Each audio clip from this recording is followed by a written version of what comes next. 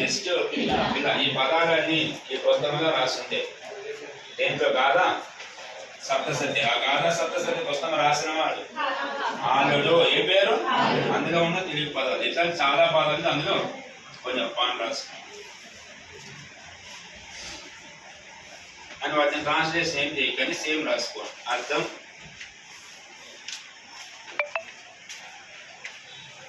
పొట్ట,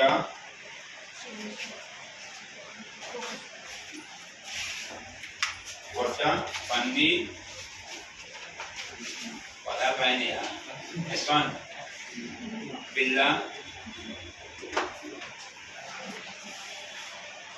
ఇంకో పదం రాస్తారు. ఇంకో పదం అత్త. బ్రాకెట్ అన్ని రాసి తెలుగు వర్డ్ రాసుకోవాలి. తెలుగు పదాలని రాసుకోవాలి. తెలుగు వర్డ్స్ అని రాసిన తెలుగు పదాలు అన్ని ఆగమాలు రాసుకొని తెలుగు పదాలను రాస్తారా? ఈ బుక్లో ఏ బుక్లో నేను అడిగితే Gatha Saptashati. This word mention Gatha Saptashati book అని రాసుకో. ఈ పదాలు గాథా సప్తసతిలో కలవు. ఈ పుస్తకం ఎవరు రాశారంటే శాతవాహన రాజే వారి పేరు ఆలుడు. ఆ పుస్తకం రాసినటువంటి వ్యక్తి ఆలుడు అని రాస్తూ వదిలేసాను.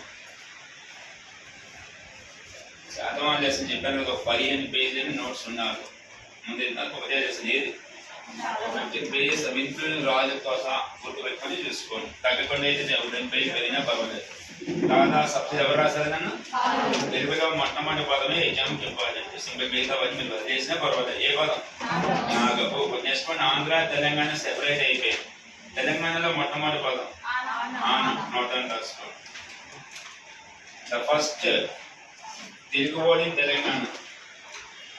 తెలంగాణలో మొట్టమొదటి తెలుగు పదం